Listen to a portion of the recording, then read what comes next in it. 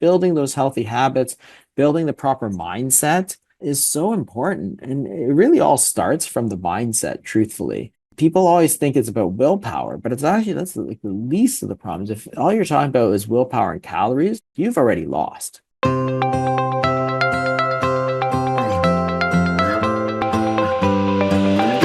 Hi everyone, it's Megan Ramos here with another episode of the Fasting Method podcast. Today we have a special edition episode. I'm joined by my regular co-host, Dr. Terri Lance, but we have a very special guest today. Today we're joined by Dr. Jason Fung. Hi Jason, how are you doing today? Hey, good. How are you? Good, thanks. Good, thanks. It's nice to have you here live.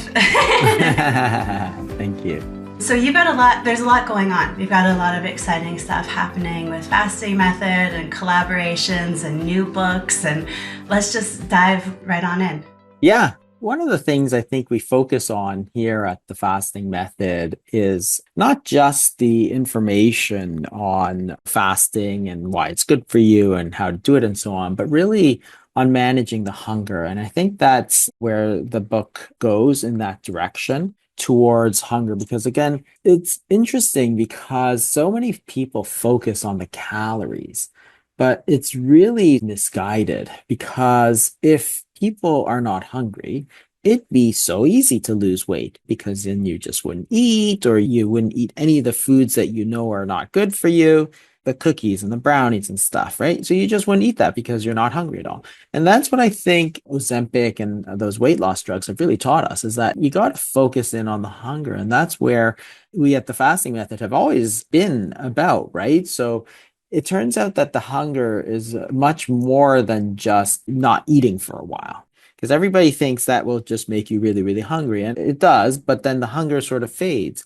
But there's a lot to it. There's not just the physical hunger, but there's the emotional side of the hunger. And then there's also the conditioned, the habitual side of it, right? So in the book, The Hunger Code, which is coming out in March, I talk about the homeostatic hunger, which is the physical hunger. And that's really driven by a lot of these hormones, like insulin, like cortisol, like GLP-1, like GIP, like sympathetic tone, and so on.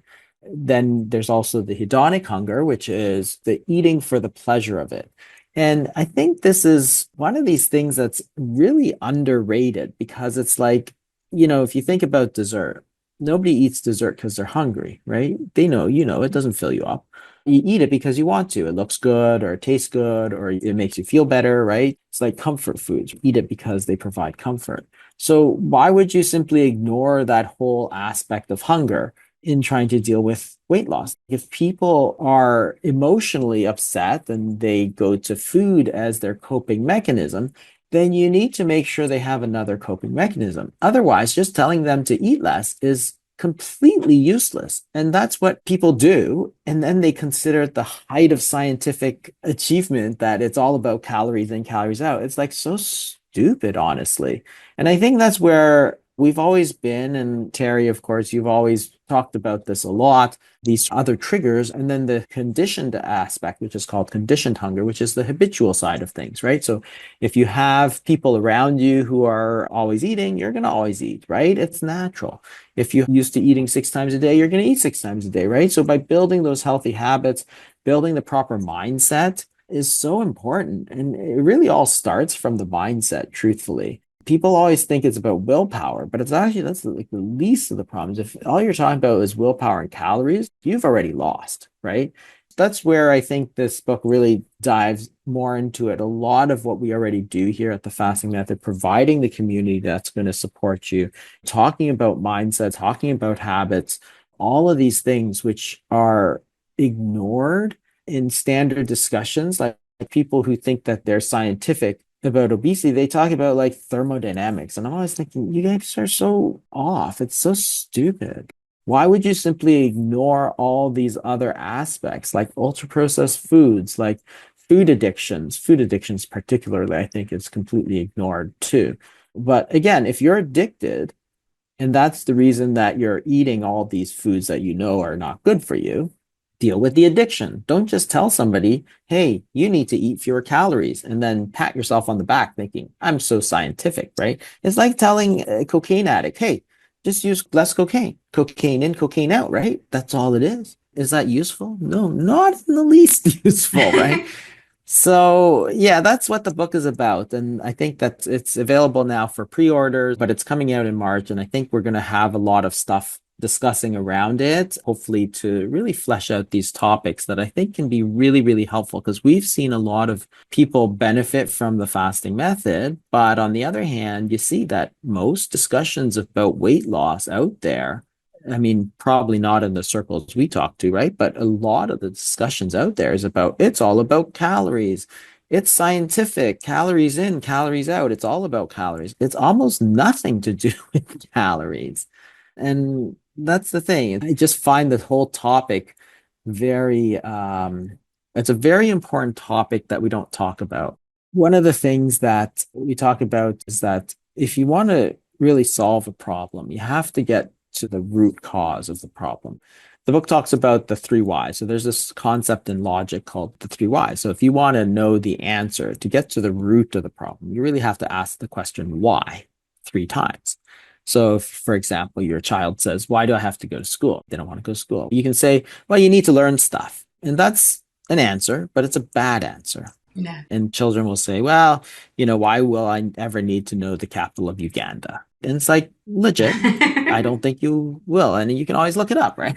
It's not a good answer. So you have to say why, right? So the first why is to learn stuff. Then you say, why do you have to learn stuff? And you say, well, you learn stuff so you can get a good job. And then the third why is, why do I have to get a good job? Well, then you'll make more money. So then to a child, it's like, okay, I get it. I go to school now and I can make more money later. That's a good answer. To learn stuff is not a good answer because it's shallow, first order, simplistic thinking. Or you can take an example like the Titanic and you can say, why did the Titanic sink? And you can say, well, because it hit an iceberg. That's technically correct, but it's not useful in any way. Because if you're to say, how can I avoid this in the future? Your answer would be, don't hit icebergs. So it's like, okay, should I go teaching all these sea captains, hey, don't hit icebergs because it's really bad for you? That's useless. Of course, hitting an iceberg is bad for you. So you have to say, well, okay, first why is because it hit an iceberg. Second why is why did it hit that iceberg? Well, because it couldn't avoid it. And the third why is why couldn't it avoid that iceberg? Because it was traveling too fast. And so the answer is that the Titanic sank because it was going too fast. It was going too fast for the weather that it was going through. Now that's useful because now you can say, okay, let's avoid this in the future by teaching everybody that you must slow down, right? And that's a good rule. But you have to get to the third why.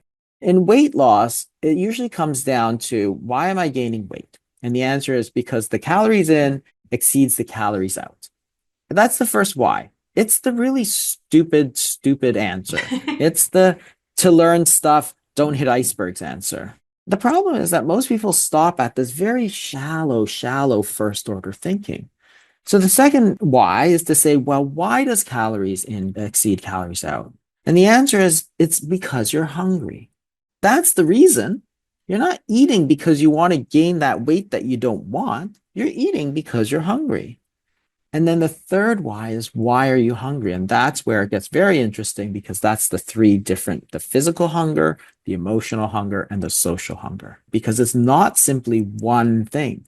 If you've ever watched those shows on TLC or whatever, those 1,000-pound people or whatever, you can see they're clearly addicted, right? They're eating and it's not the physical hunger because you really can't have that much physical hunger. You're going to stop, but they're clearly addicted to it. So if you get to that third part and say, well, it's the hedonic hunger, it's the food addiction, then you can say, okay, now I need to treat it like a food addiction rather than saying, it's all about willpower. These people have no willpower. I don't think people have any more or less willpower than before. But that's where the hunger code goes through. And that's some of the things that we do here at the fasting method, really. And two sort of new exciting things that we've really talked about, this reset fast that we've started to do and the new products, the Aeira products that we've helped bring along to really manage the hunger, because it's really about managing the hunger and not the calories.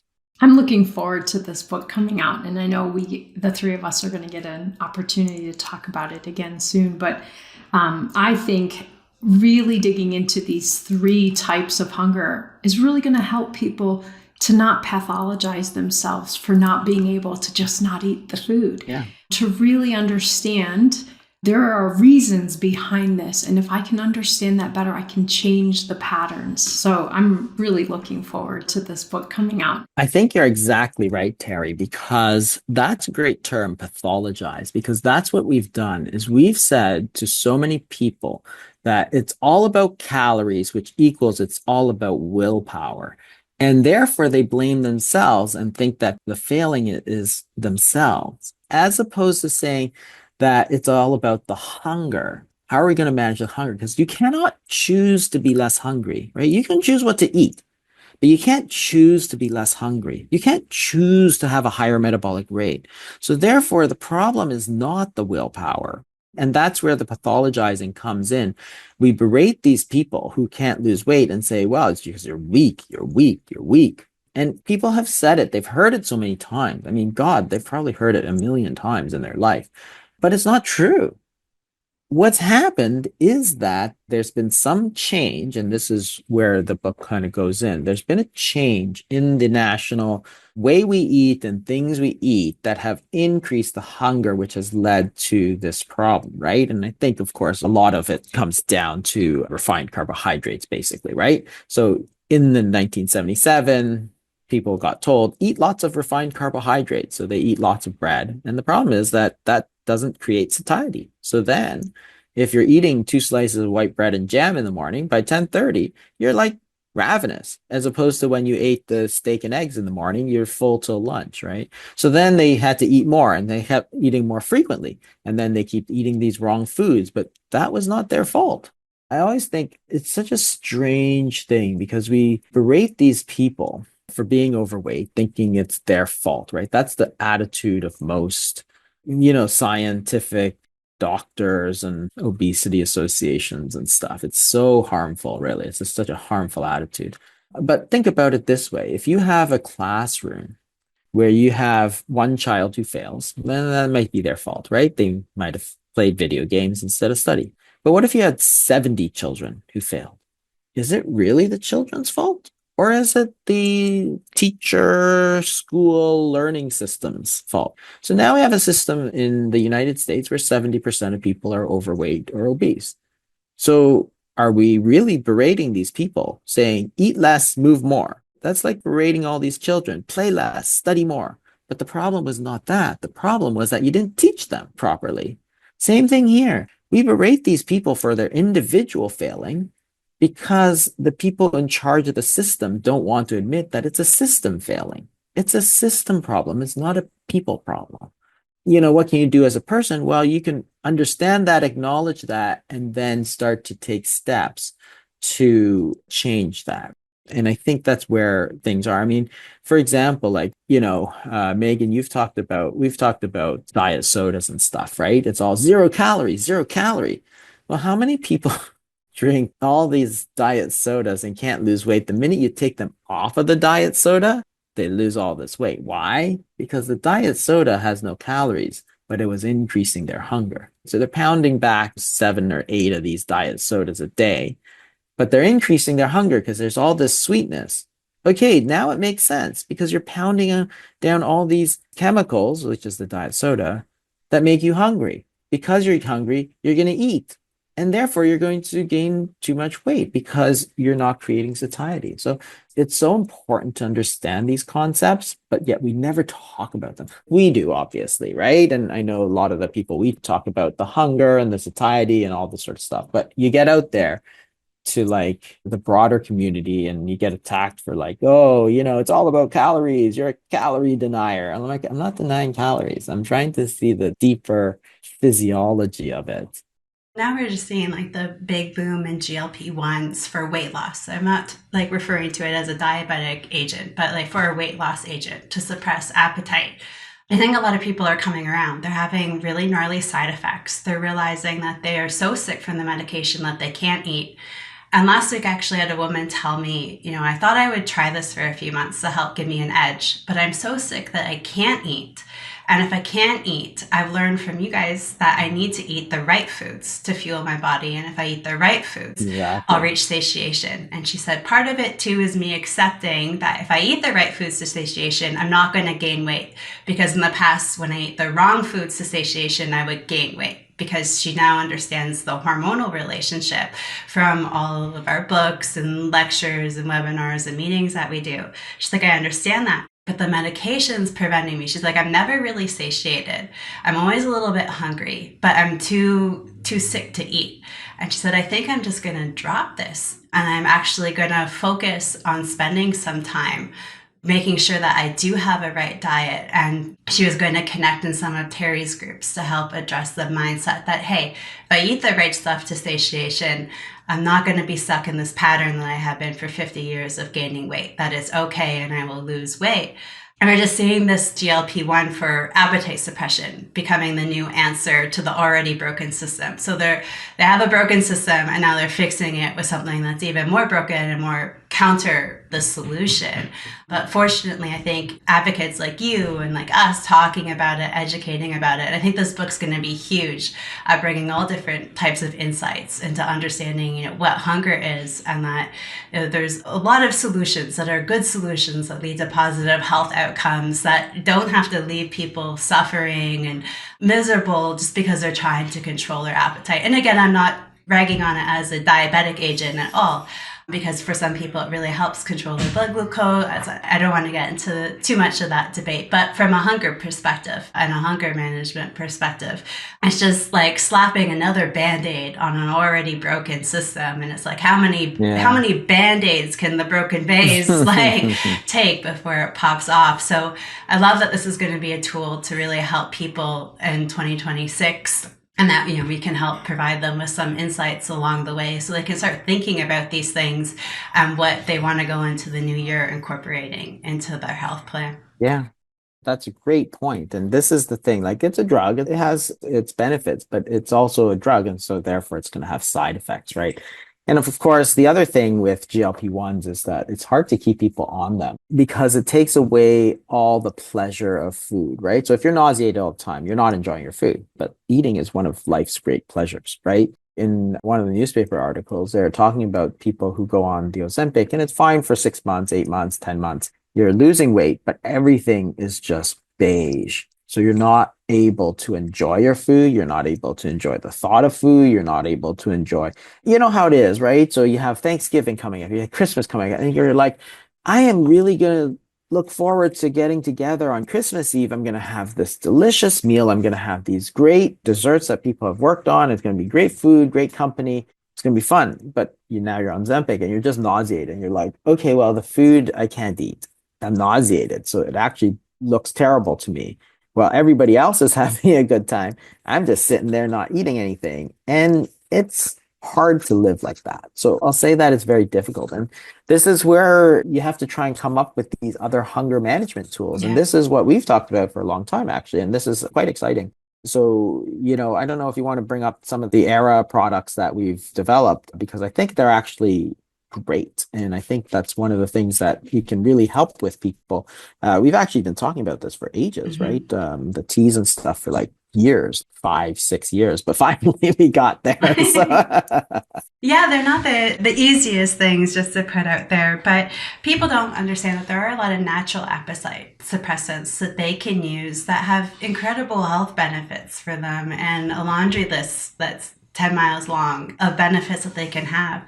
So we've come up with a couple of teas and our own bone broth. It's in a powdered form too, the bone broth. So it makes it really convenient to take. So if you're going to be traveling, and I've learned that this has been so important in my journey and for so many of the clients that I work with, because they're on the road. So something that's convenient, something they can keep in their briefcase, backpack, purse, and that they can just mix into water at a meeting or at a hotel.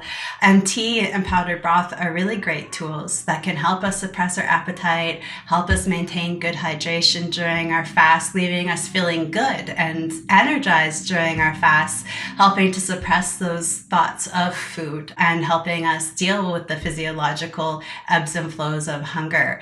And I think the science on it is pretty clear. And then all of our years, encouraging people to use these agents, those who do embrace the proper use of these type of fasting training wheels, like these herbal teas, green teas, bone broth. Well, maybe we can talk about the bone broth first because, Sure. we've actually always talked about bone broth, right? And Yeah. this is one of the things that it's become very popular and so on. And we've really, since the beginning, for 10 years, we've said, well, you should make bone broth. But the Yeah. problem is that it takes a lot of time, right? Like I make my own broth. I've always made my own bone broth. But it's like almost a 1 or 2 day process, Yeah. right? Because you got to buy the bones, you got to simmer the bones for like 18 hours or something like that. Then I don't like the fat on top, so I put it in the fridge, skim off the fat. But 2 days later, you have broth, right? So I'm okay. I make a big pot, I stick it in the freezer. So that's fine.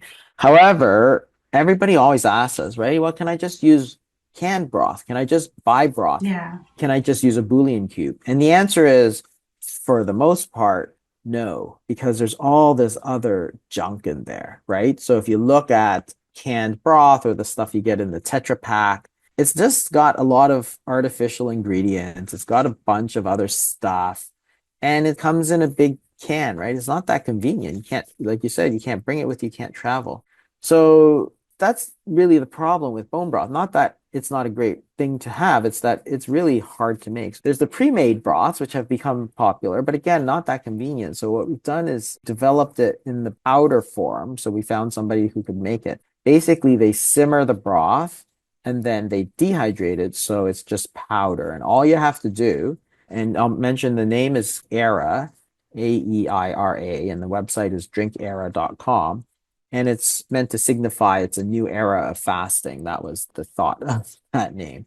But it's so easy now because you take a couple tablespoons, you put it in water, and you just basically whisk it all together over the stove. And in like 5 minutes or less, you have bone broth. And there's only one ingredient in this whole thing, which is chicken bones. That's it. There's nothing else. If you look at the ingredients, the macros, it's like 15 grams of protein and like zero everything else.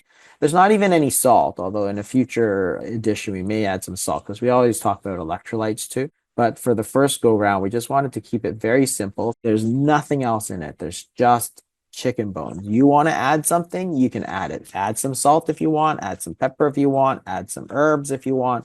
You can also simmer vegetables in it. So if you want to put carrots or something, you can simmer it, but instead of waiting 2 days for your bone broth, the carrots don't take that long to simmer because it's long simmering that draws out all the nutrients and all that, right? So it's been so much easier. It's convenient. Like, yeah, sure, you can make your own bone broth, but this is actually a very, very close second. And it's going to be ready for you in 5 minutes, so you can do it whenever you want, and you don't have to carry a big pot if you're going anywhere. So it's so much easier. The key, and I think with all the Aeira products, which is developed by this company which we're affiliated with, it's just like the highest quality ingredients is the key. And again, we've developed it for the fasting method, but it's not like I get commission. I don't get commission or anything. We've developed these just to help people, and we think that it's actually, there was nothing else available like it. So we wanted to make sure it is available for people.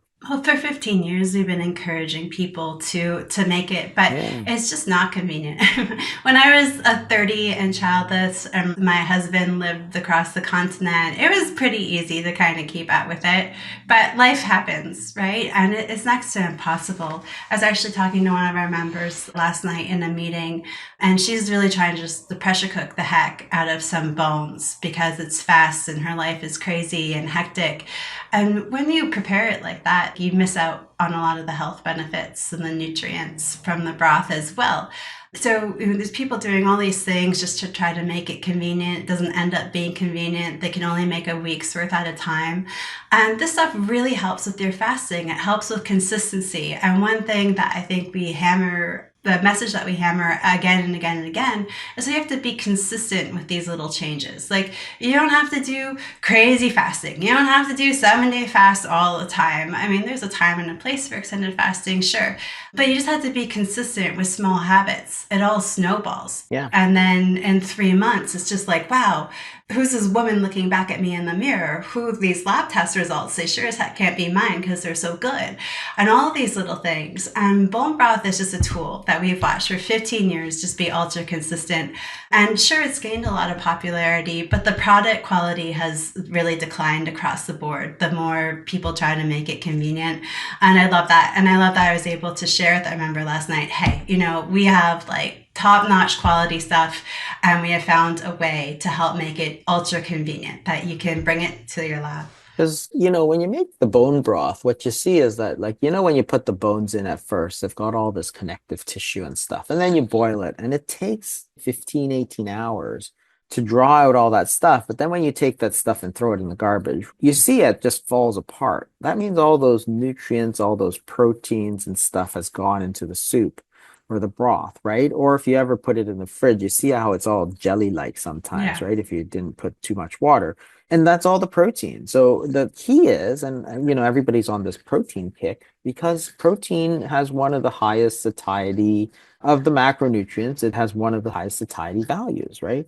And so when you look at Aeira bone broth, it's basically all protein. You're getting protein and water, right? When I use it, I add salt because I think it tastes better. And the other thing I sometimes do is put miso in it, and it's a whole like almost like a gourmet soup. It's actually like fantastic. But all I did was I made the bone broth, took me 5 minutes, then I stirred in some miso, which gives it a bit more umami and it gives you a lot of salt. And I think it tastes great, right? I think it's something you would buy in the restaurant for like $10 sort of thing. And I put a little spring onion because it looks nice and it gives it a little bit of flavor. But again, it's like so easy now, but you're getting all the good stuff. And I think what's important is that you're getting all the natural goodness of those bones without actually having to do it because we've done all the simmering and then dehydrated to make it easy.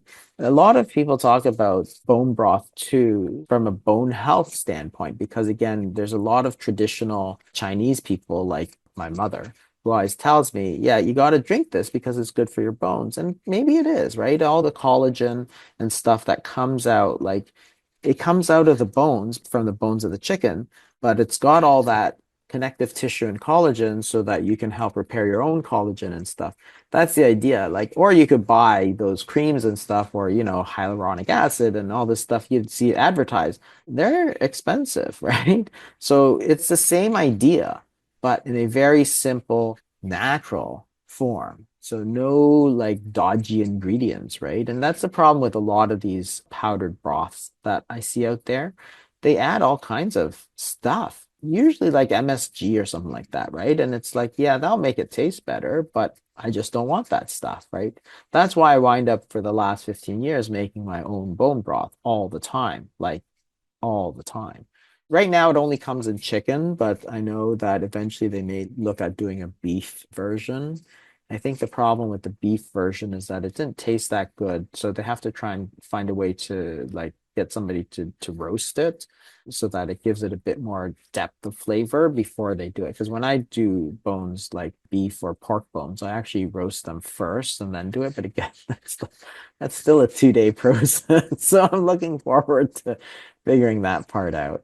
A poultry-based broth, we've always said to our patients and our members, it's got great flavor, but it's not very overpowering.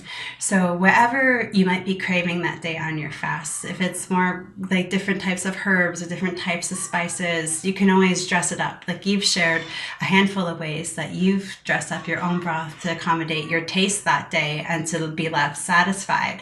And that's what so many people are looking for, just to help give them an edge over that sticky period during the fast. So with the chicken broth, it's not overpowering in taste. So you can really make it taste to what you're craving in that moment or what your taste buds are demanding, just to help get you over that hump during your fast and be consistent.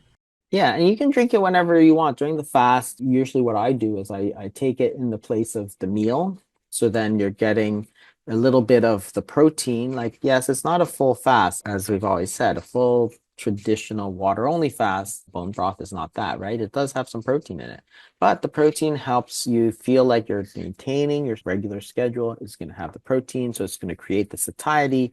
By the time you finish it and stuff, then the hunger wave sort of recedes and then you're on to the next thing. So it's terrific. And then the other thing with Aeira is we've created a couple of teas, one for the morning, which has a bit of caffeine in it, and one in the evening, which is caffeine free so that we don't disturb the sleep. So the first one is the green tea.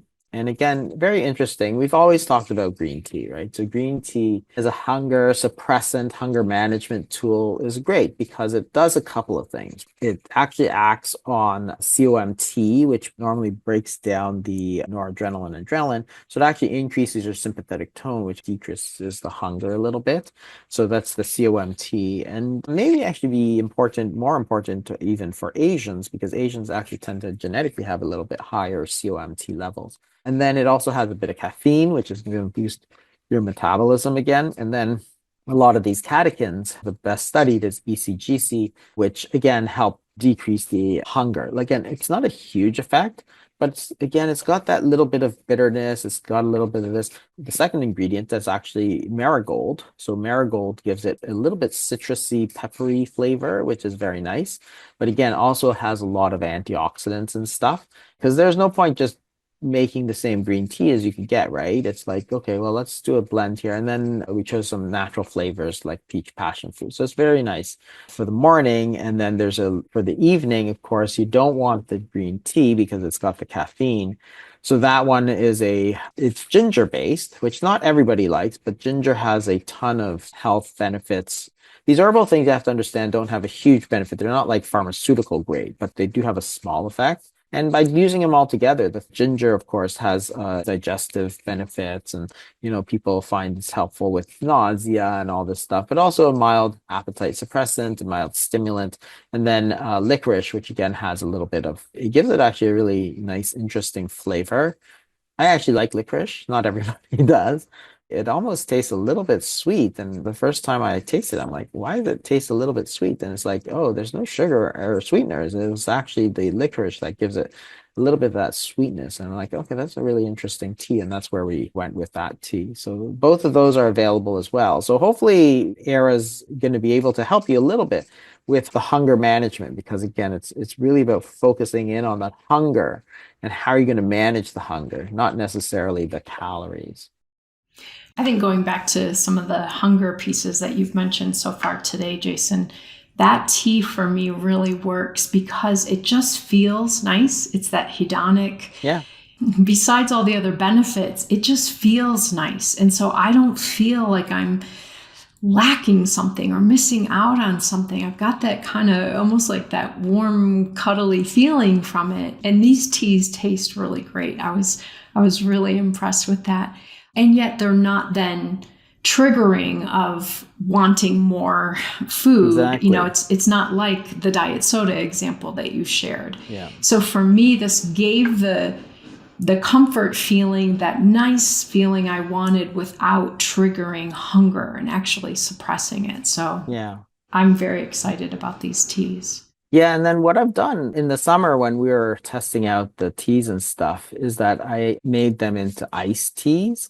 So both of them actually are great. I make a big pot of tea, then I just stick it in the fridge. And you can actually even, with the green tea, you can even cold brew it, right? So you can actually just stick the leaves in and stick the water in and stick it overnight in the fridge too. So that's even like one step less. But they actually taste great as iced teas, because in the summertime, when it's really hot, you may or may not want to drink something hot. But I was drinking it. I was like, wow, this stuff is just fantastic. Now, I actually buy iced tea sometimes. So I buy this Japanese brand sometimes called Itoin. It's ice green tea. And it's expensive. It's like, I think I pay like for one of those bottles, it's like $7, $8. I'm like, oh, well, this is going to save me a lot of money because I actually can just make it myself now.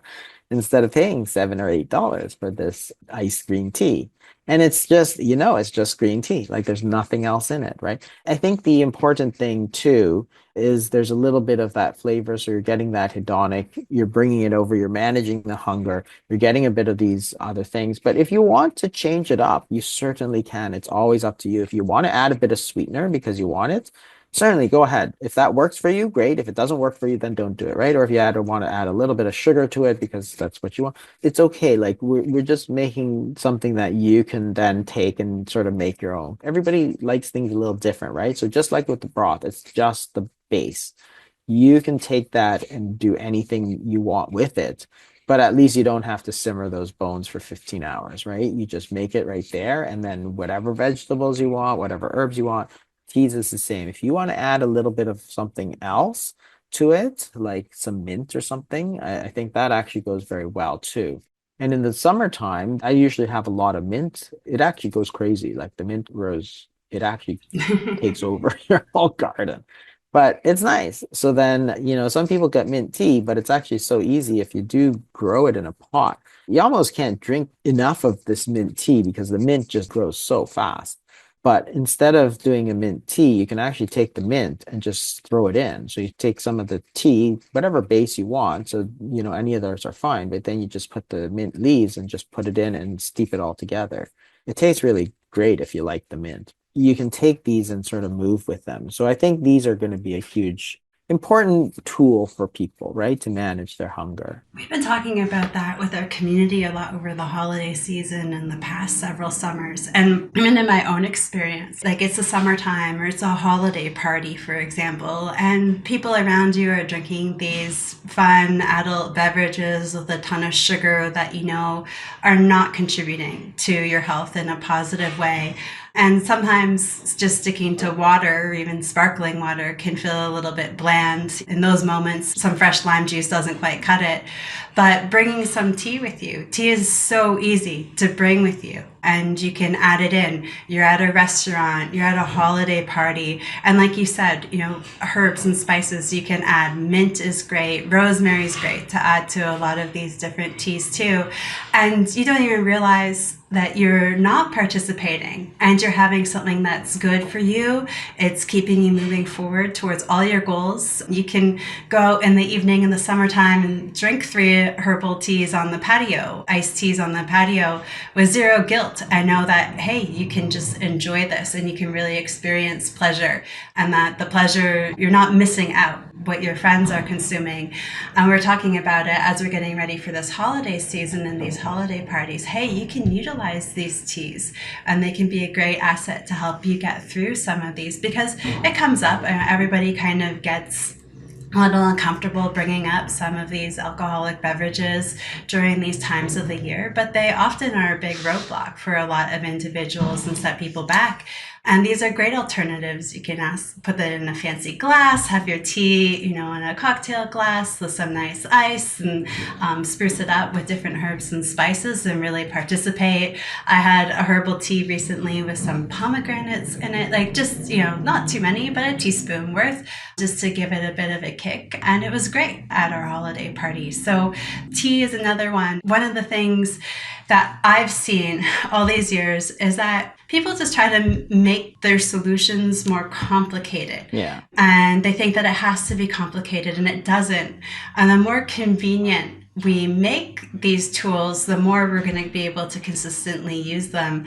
And things like tea and things like a really good quality powdered broth, these make life effortless, and they make it so easy for you to stick with your plan, whatever situation that you're in, and help you carry on. And it doesn't have to be overcomplicated. Every time you experience hunger during your fast, you don't have to go to the gym and do a weightlifting session. You can just stay at home and have a tea, have a cup of broth on the patio. You can bring it with you to help get out of sticky situations at parties. They're basic tools, tea and broth, but they can get you through a million situations and just keep you moving forwards rather than you being stuck on the hamster wheel. Yeah. We want to get off the hamster wheel and make real change. And even those fancy drinks, you can also infuse, like, how those spas always do those fruit infused waters where they put a couple strawberries in. Strawberries actually go great with green tea. All you have to do is cut up a few strawberries and drop it into the green tea, and then overnight it'll just take the flavors. So yeah, it's fantastic. The other thing that we recently started with the fasting method in the community is this 5 day reset fast. And I think this is also like a huge game changer for a lot of people. Just to go back, we've always sort of encouraged people to do the fast, but I think that we're now trying to be a bit more, get together as a community, do it the same thing at the same time, because there's a lot of power in that. People may not feel up to it, but then when they're in a community and everybody's doing it and everybody's going through the same thing, it's much more powerful. And so a 5 day fast is one of these things that people often get intimidated by. So that's why we wanted to do it all together. And there's been a lot of more data that you don't have to do a full fast. And we've always talked about these training wheels, right? Because there are a lot of purists out there who are like, well, if I'm fasting, it has to be 0 calories and water only. Like that is fine if that's what you want to do, but it's not always easy. So there are ways to make it easier, such as with the teas and the coffees and the bone broth and stuff. But understand that taking a bit of those calories and stuff makes it not a full fast in the traditional sense. The new data, all the data that's coming out says that, hey, it actually doesn't matter. You get almost all the benefits of that fasting, even if you take a little bit. And that's where we've been a bit ahead of the curve, right, Megan, with the fat fasting that you had sort of pioneered like so long ago, I don't know, 10 years ago at least, right? All the data is now pointing what the clinical effects are. And it's that, hey, if you take a little bit of food during that fast, because it's a longer fast, it makes it a lot easier, first of all, because you're going to have more flexibility for that hedonic hunger and so on. But you retain almost all the benefits. So, in these 5 day fasts, there's different schedules. So there's the fasting mimicking diet, who's done a lot of studies. There's the 5-2 diet. And neither of these are full traditional fast. On those fasting days, they actually allow you a few calories, like around 500 calories. So not a lot, but still something where you can really do it. So in the last few months, we've had these reset fast, which is a 5 day fast, which is a little longer, but then because you're allowing some food or calories during that period of time, it's not as difficult. And the thing that's interesting, I think, is not only do you see benefits in terms of weight loss, diabetes, the usual sort of stuff, but the science shows that you actually start to see all kinds of other benefits. Like they're seeing benefits in terms of anti-aging, autophagy, anti-cancer effects. It's like, holy crap, there's a lot. There was one of them where they had them doing these monthly 5 day reset fasts, and their biological age went down by like 2.5 years or something like that. It's like, holy crap, that's a huge amount of anti-aging. And that's where we've put together this whole program at the Fasting Method with the bone broths and the teas of basically a very scheduled, like take it here, take this here, take this here. And then we add a little bit of vegetables for that, again, to make it easier for you so that it's not a full fast. Yet at the same time, we know now from the recent scientific data of the last sort of 5 to 8 years that we can still retain almost all of those benefits. I've done a few and I have to say they feel great. Like it actually stuns me a little bit because I never did a lot of these, but the science has moved more toward like I've always done more of the shorter stuff. And then if I did longer stuff, I was water only. It's a lot easier when you actually allow a little bit of vegetables and broth and all that sort of stuff. I found it a lot easier, especially day 3, day 4. By day 3, day 4, I felt actually a lot better. And I think part of it is because it's not as stressful on the body, right? When you go to 0, obviously it's a huge change when you're just going down a little bit. But at the same time, they're natural foods. Like I'm not eating potato chips and French fries in the middle of this fast, right? It's like a little bit of steamed broccoli and bone broth, right? And the stuff that you take in that period it tastes great. It satisfies your hunger so that you can move on and you go on feeling relatively normal. I mean, I remember telling people on day 4 and stuff, oh, I haven't eaten since like Sunday and it's like Thursday. And people are, wow. I'm like a proper meal. I've eaten a little bit, obviously, right? But I'm thinking, I actually feel totally normal and not just normal, like really good because you get rid of a little bit of that bloatiness, right? Because when insulin goes down, you're going to pee out some of the water, a little of that feeling a little heavy, so you feel lighter, you feel less bloated. And for me, what I noticed personally is that a lot of these little achy things actually went away. I'm like, holy crap, I'm getting older. So it's like you're getting the little knee pains and the little ankle pains and stuff. They actually all went away. I was like amazed. I was like, holy crap. But as I look back at the data, it's like there's a lot of these anti-inflammatory benefits because look, your body is saying, I'm not getting any nutrients. I need to tone down whatever takes energy, and inflammation takes energy. So a lot of this inflammation is going down. I'm like, wow. So especially like day 3, day 4, you start to feel like really, really good. And then by day 5, you sort of gradually break out of it. But by doing it all together, it sort of normalizes the experience. It gives you the good habits to fall into. It gives you a support group. So we're going to keep doing this, and it's just a huge, huge benefits. And then hunger tends to go down over time because by the 5th day, everybody thinks you're hungry. But if you've done a few of these, sometimes the first one is not so good. But after you've done a few, by day 5, it's like, I remember eating again after, a normal meal on the 5th day. I'm like, I can't finish all this because my hunger just got pushed down so much. And it's like, wow, this is crazy. Like, this is crazy how good it can be. One of the things I've struggled with so much that's come up in the fasting space over the last several years is this whole concept over clean and dirty fasts.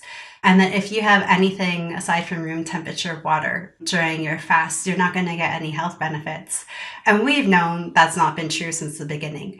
We've seen all of these patients, all of these people come through the fasting method, radical life changes, health changes across the board. Yesterday, I got a message from an old client of mine who was diagnosed with terminal cancer years ago, right after his wedding. And yesterday he was 8 years cancer-free and playing with his 2 little girls. So like we know like the far-ranging benefits of fasting, and that these tools only help people like be consistent with it and achieve their goals. And they're not these big, scary, dark hindrances that like so many things on social media say that they are. That has just become such a roadblock for so many individuals. And then Jason, you brought up all of this research that's coming out, just further supporting all of the deep benefits of embracing some of these tools in a structured way. And I think that's so beautiful about our monthly challenges is we provide a lot of structure. Like we tell you how to use these things. Like we tell them when to use them, how much to use them, how often to use them. Because I understand for people, it can feel scary and they feel like food for them is just a big rabbit hole that they can go down and can get pretty far deep into. But with our Reset Challenge, we're really providing the structure and the framework so you know how to do this properly, safely, be able to enjoy a fast. I can't tell you the number of people that start to do a 5-day reset and notice just the same things that you did with body pains or their colitis settling down after a flare up and just wanting to do another 5 days because they feel so good and just keeping it on. I think our 5-day reset has turned into a 10-day reset, like 50% of the time. And these are people who were struggling to do 24 hours because they weren't allowing themselves to have any tools to help deal with some of the ebbs and flows of hunger and management and the emotions and all the things that drive hunger that filter into our daily lives. So I think it's one of the greatest things that we've implemented at the fasting method. And, we teach people that they can do it on different tiers too, as only incorporating as many of the tools as they need. That's how we went and did things at the start, because we started our clinic 15 years ago very quickly. We got approval. I remember being in Paris with one of our colleagues on a vacation and getting an email saying that we could start the day after I got home seeing patients. And it started quickly and we saw a lot of people pretty fast. And I used to do these education sessions to bring everybody up to speed before they started their regular appointments. But people were eager to get started. So I give them a schedule. Drink this when you wake up. Drink this in the morning. Drink this in the afternoon. Drink this in the evening. Just so they had some framework to start before they could come for the intro session. And most of them just continued to follow that for a long time. And then things shifted and that kind of got lost in the mix over the years. I'm glad we've been able to bring something back, because since we started doing it in July, we've only helped people radically transform things. We're getting colonoscopies back, colitis in complete remission, and all of these type of data from individuals who have been doing these fasts and then going for tests and assessment right afterwards. So it's really powerful. I think it's going to help us more in 2026. We've now developed some tools we really stand behind with our tea and broth to help people get through. We've got your incredible book coming out, and we actually have a special masterclass for people who pre-order the book. You can join the masterclass for a fee, but if you pre-order the book, you'll be able to hop in and do the 5-day masterclass with us at the end of March. We'll really tackle a lot of these concepts around hunger, and we'll do a 5-day reset at the exact same time to teach you how to utilize some of these tools to master your transformation. Yeah, I think this is very exciting. So I think that there's a lot happening here that I think is really going to change things because, again, people get so stuck on calories, or this diet or that diet or whatever. And it's like we're trying to move well past that and really focus in on something which I think is much more important, which is managing hunger, but also community and the mindset, because I think those are things not talked about enough. So yeah, this is going to be exciting. So, check out the hunger code. If you can pre-order, that would be amazing. We're going to have details about the sort of how to sign up for the masterclass and stuff, but you can go anywhere, and as long as you have the receipt, and then you'll be able to register for this free masterclass with pre-order that we're going to do. And check out the Aeira products. So drinkaeira.com is the website. So those are going to be incorporated into a lot of the reset fasts and stuff that we do to make it easy. I mean, you could certainly make your own bone broth. There's nothing wrong with that. It's just easier for these products. But yeah, I think that's going to be amazing. So the teas, the broths, and then we're going to talk about the hunger, and then the community is the most important thing, which is doing it all together. There's a lot of power in that. And I don't think that we should discount that because everybody needs some help with that. So fantastic. As you mentioned earlier, Jason, I think the community is a great way to build our systems.